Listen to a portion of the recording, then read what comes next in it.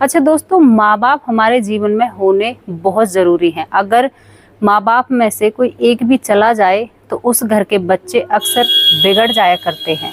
आज की स्टोरी में इस बात को हमने बखूबी जाना है, पहचाना है, क्योंकि आज की स्टोरी में एक महिला का पति मर जाता है। उसके बाद बड़े ही कष्टों से वो अपने बेटे को पाल पोस कर बड़ा करती है, लेकिन वो बेटा उसी माँ को दूसरों के घर भीख मांगने पर मजबूर कर देता है।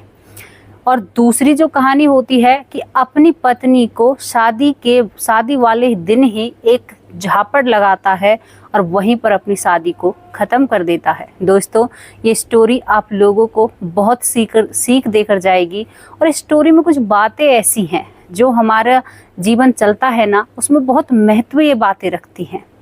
आज की जो कहानी है वो काफ़ी रुला देने वाली है और काफ़ी आपको सीख देने वाली है। और कहानी की तरफ चलते हैं दोस्तों। एक महिला होती है, महिला से शुरुआत करेंगे। ये महिला होती है, किसी कारण बस इसके पति की मृत्यु हो जाती है। पति की मृत्यु जब होती है तो इसकी गोद में एक बेटा है। बेटे की उम्र 2 महीने होती है दोस्तों। 2 महीने के बेटे को वो महिला अपनी गोद में रखती है। पति की मृत्यु हो जाती है और अब वो महिला बड़ी ही दुखी और परेशान हो जाती है, क्योंकि जब एक पति इस दुनिया से चला जाता है तो उस महिला को ही पता होता है उससे क्या बीतती है। और यहाँ पर वो महिला एक फैसला लेती है। फैसला क्या होता है कि वो दूसरी शादी नहीं करेगी। अगर दूसरी शादी करेगी तो बेटे को कोई अच्छे से नहीं रखेगा और वो खुद ही अपने बेटे को पाल पोस कर बड़ा करने का फैसला लेती है।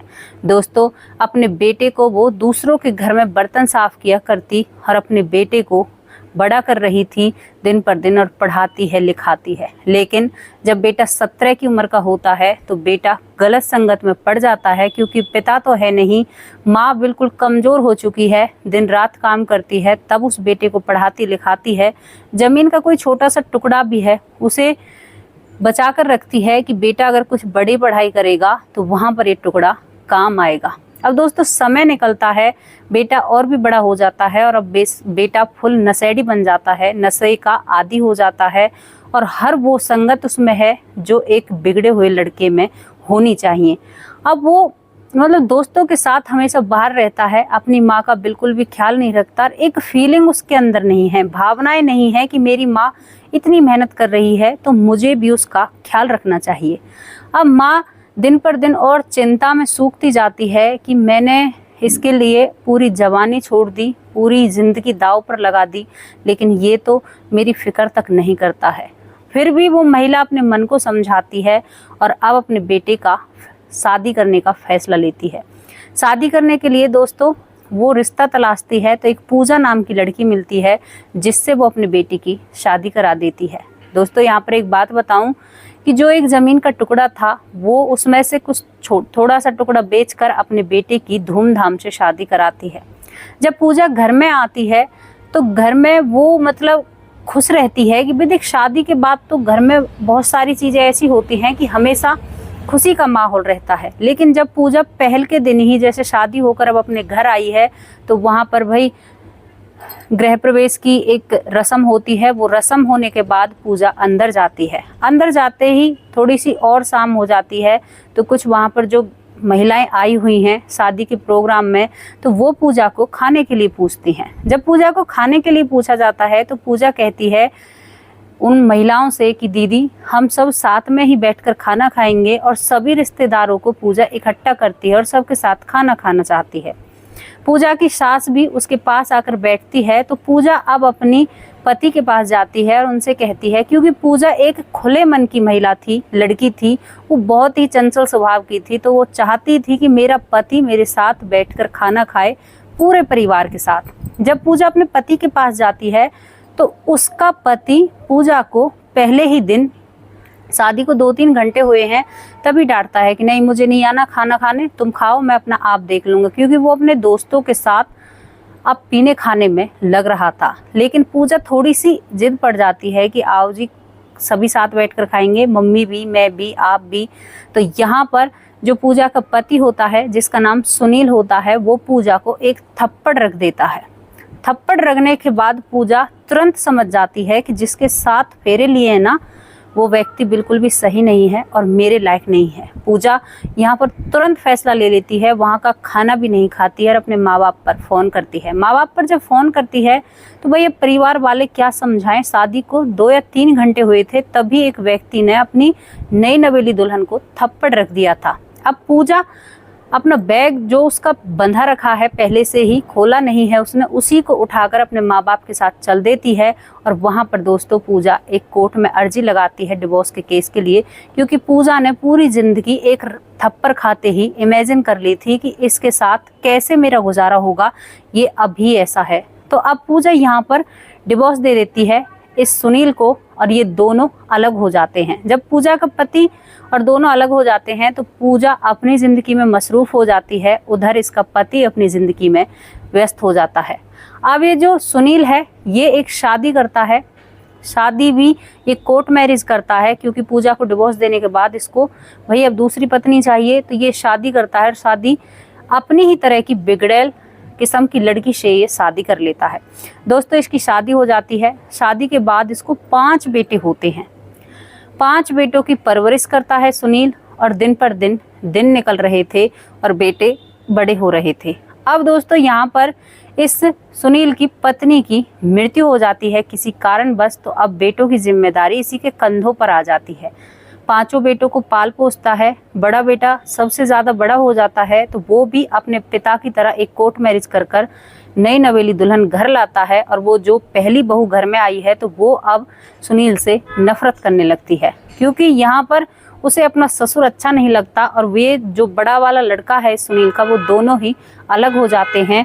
और यहाँ पर ये अपने 4 बेटों के साथ अलग हो जाता है। 4 बेटों की फिर परवरिश करता है, फिर चौथे बेटे की शादी होती है, वो भी ऐसे ही अलग हो जाता है। तीसरे बेटे की शादी होती है, वो भी अलग हो जाता है। मतलब सारे ही बेटे अलग हो जाते हैं। इधर इसने अपनी माँ को घर से निकाल दिया था और जो बिल्कुल कमज़ोर थी, इसके बेटों ने भी उस दादी की कदर नहीं की थी। और वो बुढ़ापे में पूजा की जो सास होती है वो बुढ़ापे में घर घर खाना मांग कर खाया करती थी।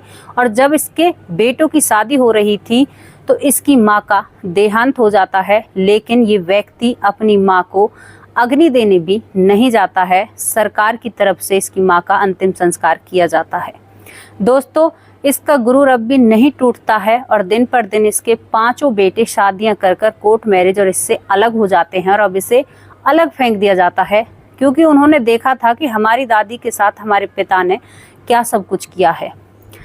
बुढ़ापा इसका आ जाता है, बहुत बुजुर्ग हो जाता है धीरे धीरे। कुछ दिन तो ये लात धमुकरे खा कर वहाँ पर अपना वक्त गुजार रहा था, लेकिन अब 5 बेटों ने इसको घर से बाहर का रास्ता दिखा दिया था। घर से बाहर का रास्ता जब इसको दिख जाता है तो एक मंदिर पर मांग कर अपना पेट भरता है और वहाँ पर इसको याद आता है कि मैंने अपनी माँ को ऐसे ही घर से बाहर निकाला था और वो भी शायद ऐसे ही मांग कर खाया करती होगी। ये अपनी आंखों में आंसू लाता है, पश्चाताप इसको होते हैं कि मैंने कितनी बड़ी गलती कर दी, लेकिन अब क्या फ़ायदा जब चिड़िया चुग गई खेत। उधर दोस्तों जो पूजा होती है, पूजा भी अपनी ज़िंदगी में आगे बढ़ती है और अपनी दूसरी शादी करती है। शादी के बाद उसे एक बहुत अच्छा पति मिलता है जो कि पेशे में टीचर लाइन में होता है, अध्यापक होता है और पूजा उससे शादी कर पूजा को 2 बच्चे होते हैं।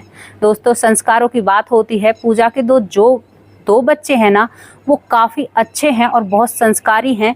अगर वो कुछ काम भी करेंगे तो पहले पूजा से इजाज़त लेंगे।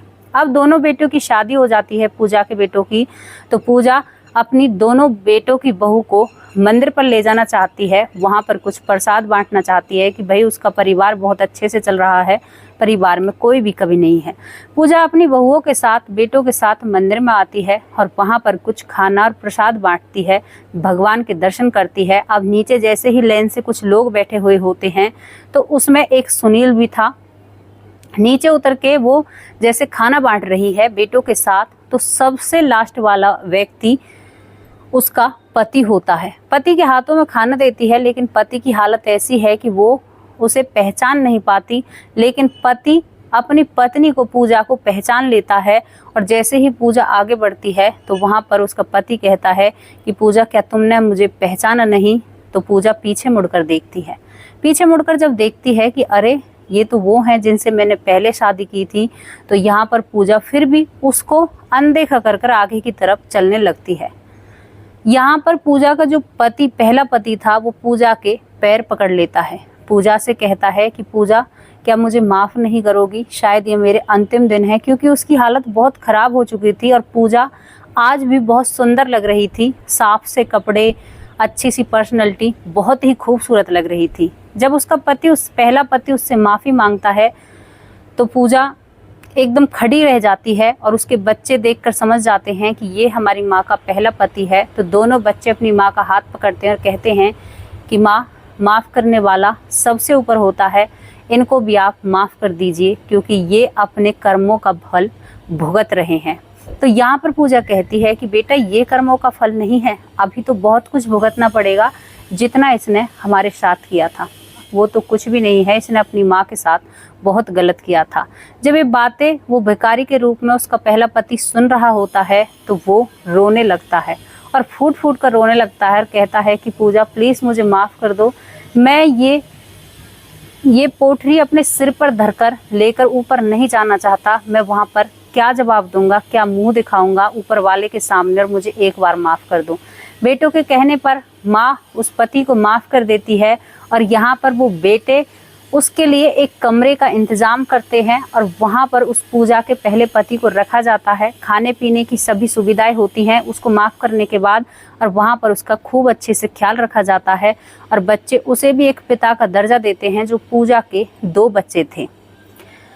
यहाँ पर दोस्तों स्टोरी ख़त्म हो जाती है, लेकिन फिर वही बात आती है संस्कारों की। तो संस्कार अपने बच्चों में ऐसे डालिए जो बच्चे कहने की ज़रूरत ना पड़े हमें कि आगे आपको ऐसा करना पड़ेगा, क्योंकि एक समझ आ जाती है। जब हम अच्छी सोच अपने बच्चों में डालेंगे ना, तो वो बच्चे आप ही अच्छा करेंगे। यहाँ पर संस्कार भी बहुत ज़रूरी थे और यहाँ पर एक चीज़ बहुत ज़रूरी थी दोस्तों, माँ या पिता किसी का भी साया सर से उठ जाता है ना, तो उस घर के बच्चे अक्सर बिगड़ जाया करते हैं और फिर वही दुख और तकलीफ ज़िंदगी में गुजारनी पड़ती है।